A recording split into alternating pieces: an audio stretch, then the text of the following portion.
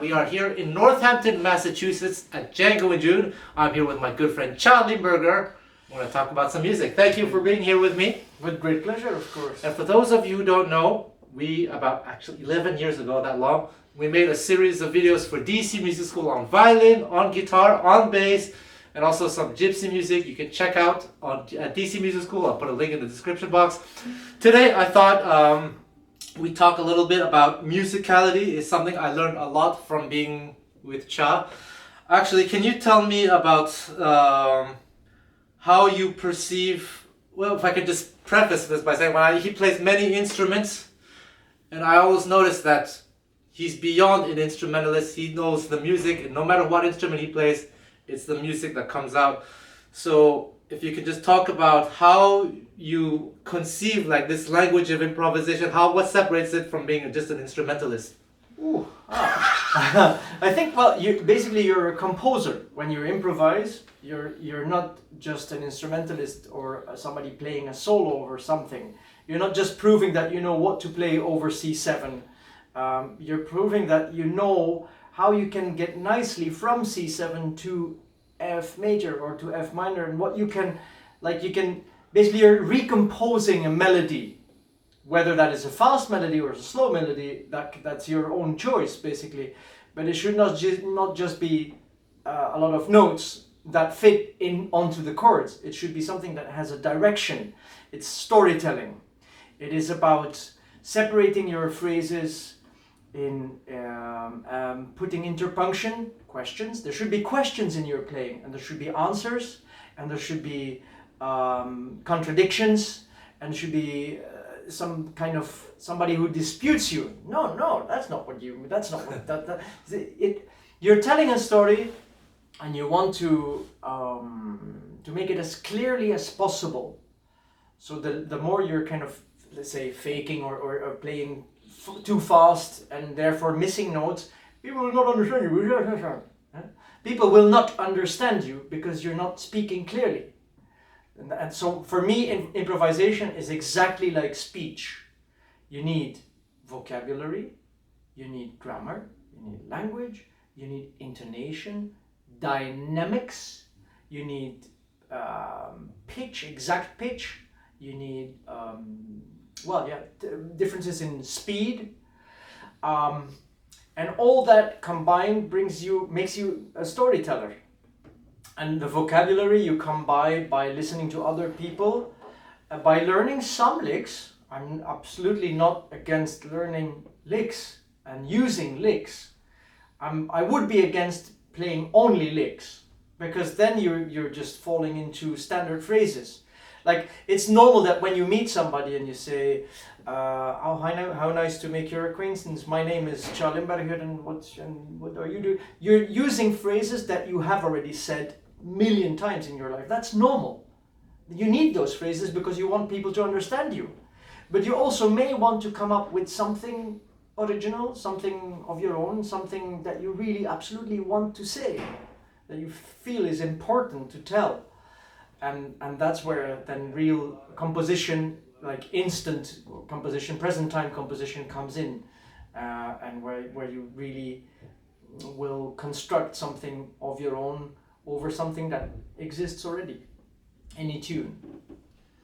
So that's interesting. No, of course, I understand where you're coming from. So then, of course, a lot of guitar players, since the guitar is a visual instrument, you said, like as you said, they'll learn licks, or some people will learn scales or arpeggios. But then I think a lot of people are struggling. How do you get from doing just sounding like you're playing what you know because you know if you put your finger here or if you play this note it's going to work versus this is artistically what I intend to play because obviously you just scattered a solo. That means obviously you heard everything, you know the harmony. So if you talk about that and the importance of knowing the harmony. Well, I have a couple of exercises that I used to do. For example, to many people who are like advanced guitarists but seem to have the problem not knowing what to say, I just go, okay, I'll give you 6 notes, these 6 notes. You can play them anywhere on the guitar where you want, but you cannot change the octave. But you have to play a good solo. Try and play me a good solo on after you've gone whatever tune it is. You can pick whatever set of notes and just make yourself play a good solo, which means that you will have to, you cannot play because you don't have all these notes. You have to go and that's already out, I'm already out of the range, whatever. But you have to keep it simple and therefore only play what is really essential. And then my idea is that from that exercise you will retain a certain knowledge, like, okay, this note doesn't work there, this note absolutely works there. Oh, that is surprising. I should do that more. And I even actually do this exercise on stage when I'm starting to feel bored with my own playing. I just make myself choose a couple of notes and just only use them for a half a chorus. But of course, yeah, for all that you need to know the harmony, you need to know the chords, you need to know what you can substitute certain chords for. Not all too much. I'm not a very modern player, but well, yeah, just regular major, minor, 7, 9, and then obviously you start noticing that any 9 chord actually also relates to a minor 6 chord and to a half diminished chord. All these things, and then you listen to Django and you notice that he very often on a dominant chord, for example, does half step up, minor 6, blah blah blah. So there's just things that you start noticing and that touch you, and those things you will just try to use as well as you can. And of course you play so many different instruments, you probably have realized that each instrument has its own culture, its own, I guess, innate sense of, you know, weaknesses and strength. For example, I feel maybe violinists maybe are better at the melody playing but weaker on the harmony. Guitar players maybe know a lot of theory, a lot of things they can do, but maybe weaker on the melody side. Like, how do you reconcile all this as a music? Because obviously for you in the end it's the music that matters. Yeah, absolutely. I mean, I sometimes hear people talk about jazz violin, or are you a jazz violinist, they ask me, and I'm like, well, I don't know. I play violin and I play jazz. Am I a jazz violin? I don't know. I just play violin and I play jazz. I can also play double bass and play jazz. It doesn't really, I mean, the instrument brings its own possibilities and impossibilities, and you just bring them into your music.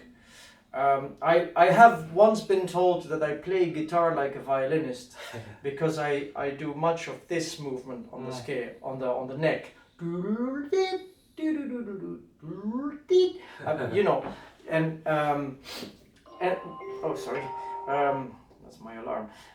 In contrary to, as opposing to this movement, I do this, which is like a violinistic thing more, and it makes the thing more lyrical. It makes the guitar playing more lyrical, so you can draw inspiration from one to go to the other. For violin as well, I mean, I used to play guitar, so when I do dit, dit, dit, dit, dit, because that's what you do on a guitar, you do ping ping, that's all you can do. There's not much more.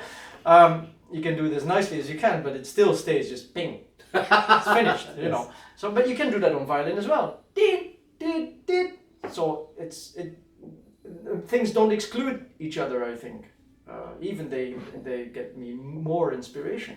So for you, it's more or less the instrument is just the tool, and you have to really transcend that as a musician, basically. Well, yeah, that's what we hope to. That's what we aim for. I'm saying that we all succeed. Often, of course, you speak so many languages. How do you feel that has helped you in learning music? For example, I know you were into Hungarian music. We've talked a little bit about this, but Hungarian helped you learn that music, and did you also speak a little bit of Greek? Did that help you? Can you talk about that, the connection? Well, it is, for one thing, if you want to learn a certain style of music, you really want to get immersed in the culture, in the smells of the food, of the homes of people, of no, but the sound of the language also has its influence on the music, the intonation of the language, the rhythm of the language. The people who speak Hungarian will obviously make different melodies than somebody who speaks French. That's just normal.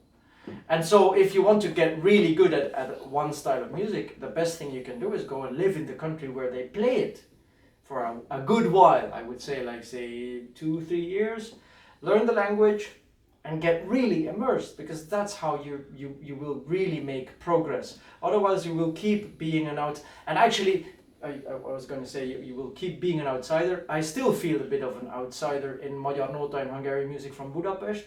Less so in the Hungarian music from Kalotaszeg. There I feel really at home, but that's also just thanks to a couple of very dear friends.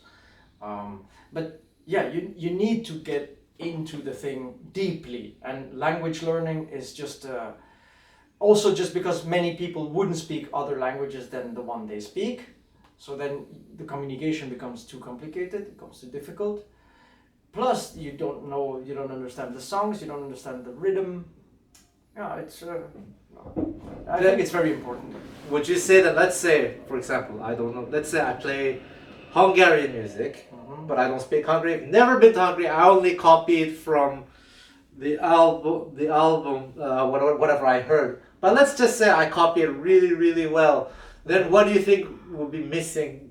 You know, if you can't hear a difference, you know, it's a kind of a... Well, what would be missing is that you cannot play it in another way. Yes. You can only play it the way that you learned by copying that one album, which is by far not. I mean, it's not even enough to start with. One album is for a whole style of music is not representative. There's only one person, I mean, leading the band, say. So you will kind of sound like that album. You will not even sound like that person. You will sound like a copy of the album that you've listened to. So everybody who knows the style will just straight away recognize. It's like me singing some flamenco. Everybody who is knowledgeable in flamenco will say, "Ah, camarón."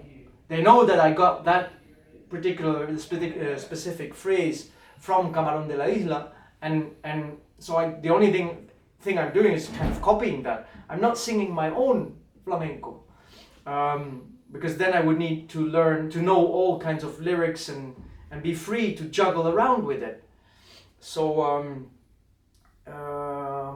even if you say that you copy a couple of different primaches and styles of different persons, still you will be, as soon as you get into a band and they play suddenly the tune that you learned in E minor, they played in C minor, your whole thing doesn't work anymore. So so you're not free. At least you're not free to do what you. Well, of course I agree with what you said, but then that makes it harder for someone who really wants to do something, but it's outside of their, let's say, natural habitat. Yes, of course, it is very different. No, but it is very different. It really is. It's if it's not your habitat, that means that you have to change your whole life to make that thing your habitat. If you really want to go as deeply as that, which I would hope, because that's the only way, as far as I'm concerned, that you really can learn it. That's very interesting, because I live in Japan, and of course they love a lot of different kinds of music. Yep. But they are not immersed in that. So it's something that I do think about. That's another topic. I'll talk another time. But it's a lot of things to think about. But yes, Tcha is all about the music and about the environment surrounding the music. If you love what he does, check out his band, Les Violons de Bruxelles, and his many projects. You can go on his website. I'll share his social media. Check out the lessons that we did on DC Music School. They're really, really good. Thank you so much, Tcha. Thank you. Thank you. Cheers. Bye-bye.